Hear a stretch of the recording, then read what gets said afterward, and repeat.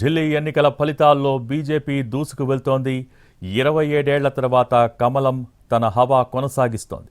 Half century దిశగా దూసుకు వెళ్తోంది. బీజేపీ ప్రస్తుతం 41 స్థానాలలో, అలాగే ఆప్ 29 స్థానాలలో లీడ్లో కనిపిస్తూ ఉన్నాయి. ఇక కాంగ్రెస్ పార్టీ జీరోలోకి వెళ్లిపోయింది. ఢిల్లీ స్థానంలో కేజ్రీవాల్ మళ్లీ వెనకంజలో పడ్డారు.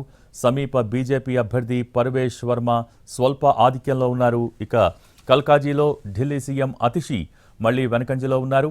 ఆమెపై బీజేపీ అభ్యర్థి రమేష్ బిదూరి లీడ్లో కొనసాగుతున్నారు. అలాగే జంగ్పురాలో మనీష్ సిసోడియా, షక్రూ బస్తీలో ఆప్ నేత సత్యేంద్ర జైన్ తమ ఆధిక్యతను కొనసాగిస్తూ ఉన్నారు. ఓఖ్లాలో అమానుతుల్లా ఖాన్ వెనకబడ్డారు. ప్రస్తుతం మనం ట్రెండ్స్ చూస్తూ ఉన్నాం.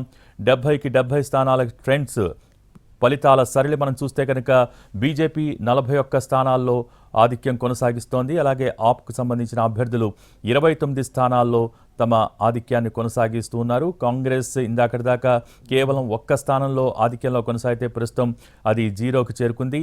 ఏదేమైనా బీజేపీకి 48%, ఆప్కు 43% ఓట్ షేర్ వచ్చినట్టుగా తెలుస్తోంది. మొత్తం మీద రెండింటికి మధ్య తేడా 5% ఉన్నట్టుగా సమాచారం.